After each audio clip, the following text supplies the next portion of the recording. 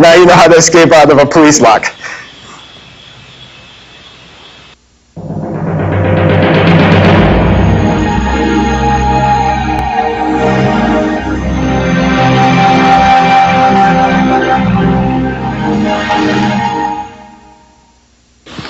Okay. Finally, let's look at another situation. Next situation we're going to do is a wrist grab.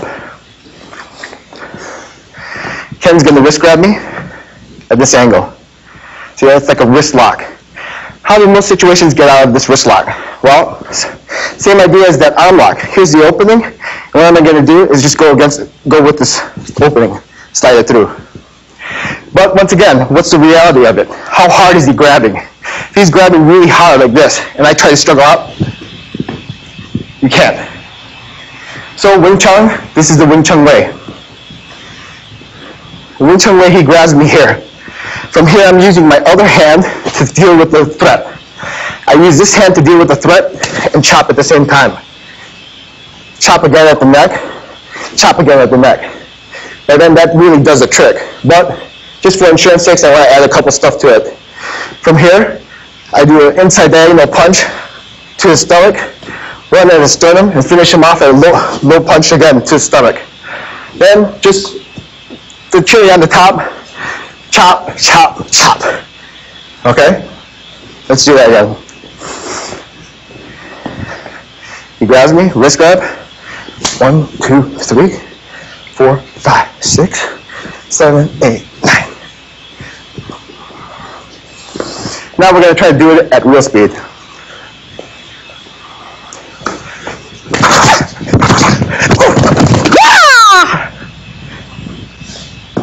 And that's basically our common self-defense situations.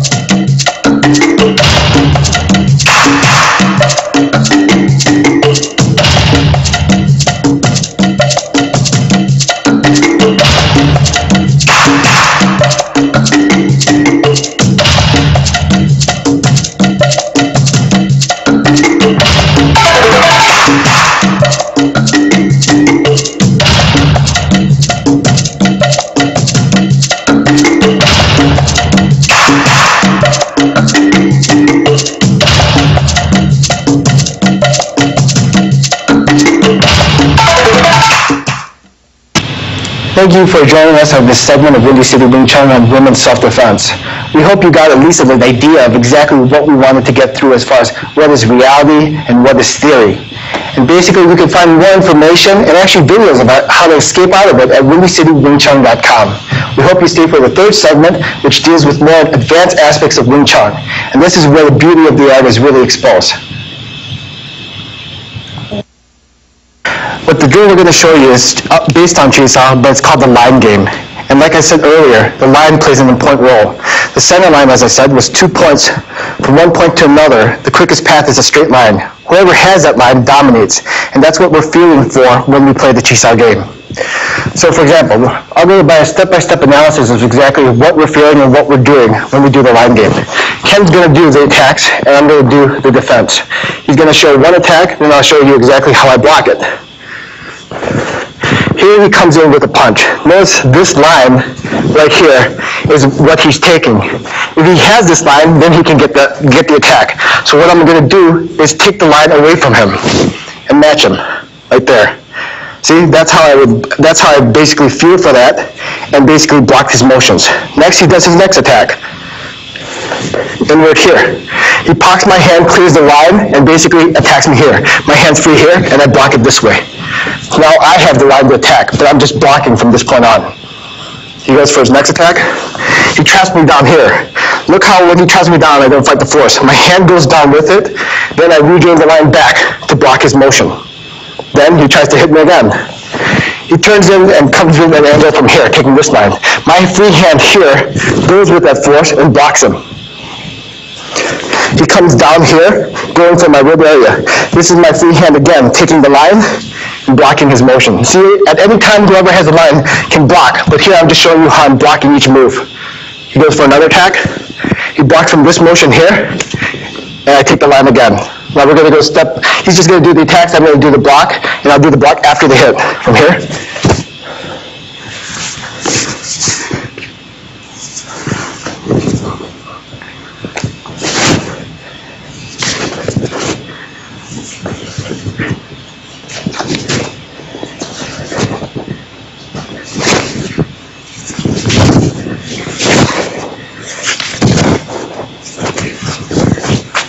See that? That's a slow version of how we do it, but that's what we're basically feeling for. Who's controlling the line? When there's a weakness, we take advantage of that. If you have the line, you have the attack. If he has the line, you take the line back to get the block. So that's basically the line game and what it develops. Very nicely done. Pick up the latest issue of Inside Kung Fu, September 2003. Wing Chun Silim Textbook. Sifu Ed de la Cruz explains what you can really learn in Silim Tao. May 2002. The Path to Mastering Chi Sao. Sifu Ed de la Cruz explains how to Chi Sao correctly and its applications. Here Ken is the big thug. Big thug Ken. Here Abel, the defenseless April. Here's a common risk grabber like you want me. Just let me attack her. You're like, oh, I'll catch up to you. Okay. All right. Well, imagine I'm a really big girl. The main thing is don't fight the force. Now let's say if I'm tight, right? If I'm tight and Ken tries to lift me, he can lift me with some effort. I'm not doing all of your bar. Okay, move. Let's try that again. Oh, the hell was I last night? Let's try that again.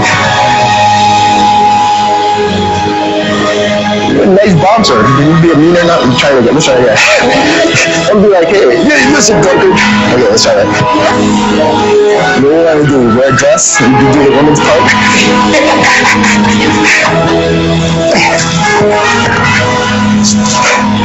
I think that's for real.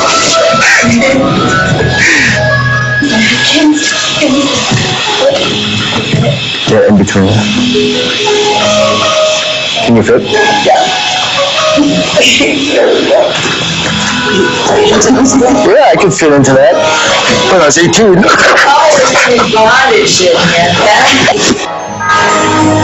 After you're just like this, looking sunshine, lollipops. All of a sudden that was okay. Oh my God, I heard him. You okay? Here's my insurance card. Tim! You got another replacement?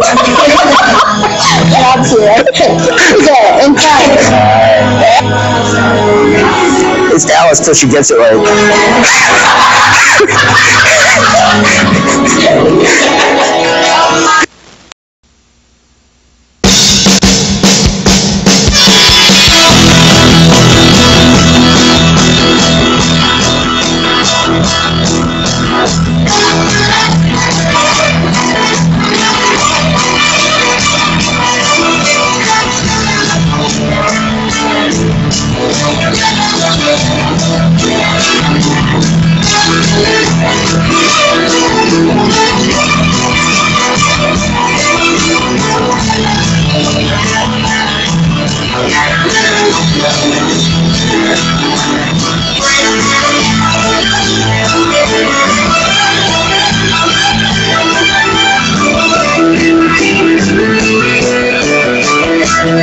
Hi,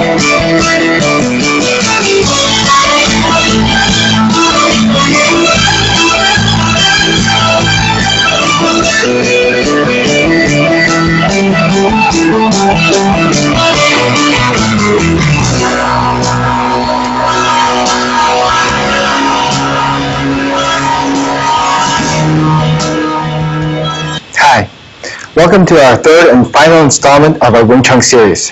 This section is what I'm most excited about. This is Advanced Applications in Wing Chun. So far, I've basically given you a general idea of what Wing Chun is all about. But I really feel that I haven't showed you what makes Wing Chun so beautiful. The main principle that we've talked about over the last two installments was the idea of don't fight the force. But if you're familiar with any kind of martial arts, a lot of other styles say don't fight the force. You could think of something like Tai Chi doesn't fight the force, or even Aikido. So it's not the idea of not fighting the force which makes Wing Chun unique. What makes Wing Chun so unique is its sticking ability, and that's called Chi Sao. It is a drill that is only used in Wing Chun, and what we'd like to do is show you exactly what Wing Chun and Chi Sao is all about. Okay. Hi. What I'd like to do next is basically show you what Chi Sao is all about. Ken and I will demonstrate what this exercise drill is, and you can take a look exactly at the different unique ways that we handle this. Chi Sao, otherwise known as sticky hands, is not sparring, nor should you also look upon it as fighting, but it is in fact the single most important drill in Wing Chun to help develop you to become a good fighter. The advanced techniques and blocks that you see further along in the show, all of it can only stem from having a good and solid roll. Thus, the beginner should focus on having a solid roll when practicing Wing Chun.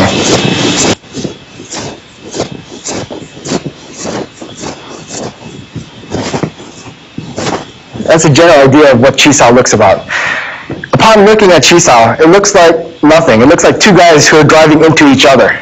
But there's a lot of things that you're learning from Chi Sao, and I'm going to explain exactly what we're doing. First of all, let's talk about the hand motions. Our hands are not just doing anything as far as just touching. If that was the case, we could do patty cake, and that would be considered Chi Sao also. Right? But if you look at the motions and you slow-mo the moves, we're doing three different motor motions which are unique in Wing Chun. First of all, the first one is called Tanzao. This is the Tanzao motion, right here. The Tanzao, the emphasis as far as what we're developing and sensitivity-wise, is the thumb side, right? The next motion is Bang Sao. Bang Sao motion. Here, the Bang Sao motion is the palm is open. This is also 135 degrees like Tanzao, and the emphasis here is on the pinky side. And finally, Fuk Sao. Fuk Sao motion, emphasis is usually on the palm, but the touch point here is on the lower part of the wrist. Now, why is this important? Think of these as different tools to develop your sensitivity. Each one plays an important role. What you're developing is the feel. In other words, structurally, each one has to be perfectly done. It's sort of like an antenna. If you have the antenna set at the right way or the right angle, you get a good reception. If it's off just a little, what happens? The picture's all fuzzy. Same thing with our hands. When we touch, there are certain ways that these hand structures are set up to be most sensitive.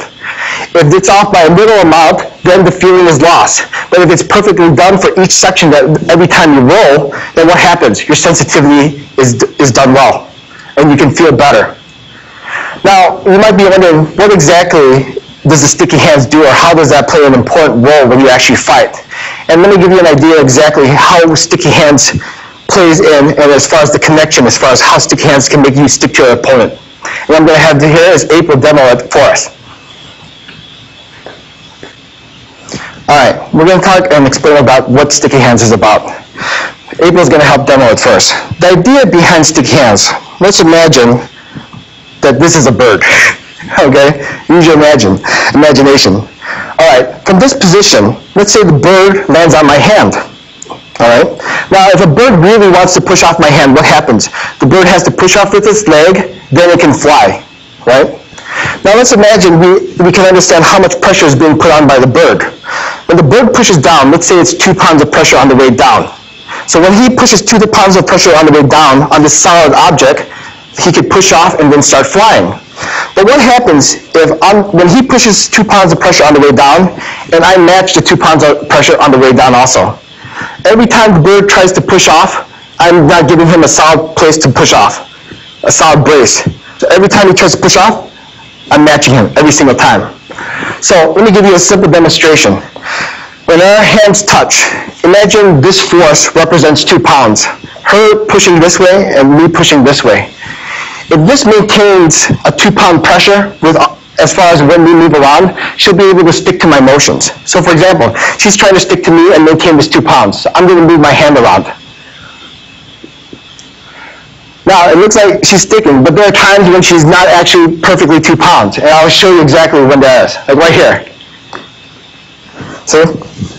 If she fails to maintain that 2 pounds of pressure, this object will fall. But if she can continue the 2 pounds of pressure, still too light. It falls again. How does sticky hands work? Well, I'm going to try the opposite thing. She's going to move her hand around, and I'm going to stick to her. Here, let's say we maintain 2 pounds of pressure, and she moves around. No matter where she goes, I stick. See? I don't even have to think. I can think of something. What's going to happen tomorrow? What movie's coming up? See? But from the feeling, throughout this whole time, it's 2 pounds of pressure. And that's without thought. We cannot physically think 2 pounds, 2 pounds, 2 pounds. The brain just can't function that way. But the feeling and sensitivity that you develop with Wing Chun scale allows you to do that. Let's see again. Here, April, she's going to try to stick to me. Let's see if she can maintain the 2 pounds. Too light? Now watch. I can feel exactly when she's on. Push a little harder. Right? See? She maintains that 2 pounds of pressure every single time. She can maintain the stick. Okay?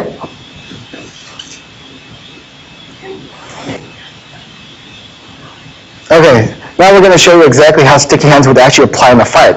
So far you've learned, okay, you can stick to the person, so what? What does that do? Let's give you a situation of how a real fight would occur. Let's say Ken's the big bad guy. He's got like a boxer or guard stance. And here I am in my Wing Chun stance. What I'm going to do is basically do an attack. I'll do it in slow motion first. From here I come in and attack, and I hit his hand, pocket, and then I punch. And he blocks it. Look at this point right here. My hands are stuck to him. See that? My hand is controlling this point, and this hand is controlling this point. So right here, if you can remember the position that we had when both of our hands were together, right here is a sticky hand situation. That means no matter where his hands go, my hand sticks. So let's say he tries to move around with his hands. My hand sticks. That means wherever my hand represents like a triangle. When we do the Wing Chun roll, we're doing a drilling motion. That drilling motion looks like a triangle drilling into my opponent. So that drilling motion also represents your house. In Wing Chun, you notice that we don't chase hands that are flying all over the place. That means the only threat that occurs to us is whatever's in the house. If a punch is out here, like we talked about centerline theory, if a punch is out here, this is still not a threat. I can basically go in straight and just deal with the attack with an attack. Once this attack comes into my house, see how it's in my house, then I have to deal with it. But outside of it, I don't have to. A lot of times you see people fighting in other styles, and you see it looks like people are flailing hands, trying to play tag or slap each other. We don't see that in Wing Chun. We're only concerned about our house and what's immediate threat to us. And what we're going to do now is demonstrate just a simple look of how Chisao looks as far as Ken attacking and me defending. Now, all this is done without any preparation at all. He's randomly attacking, and I'm just randomly blocking. We're going to go at a slow pace first so you can see exactly some of the movements, and hope you enjoy this.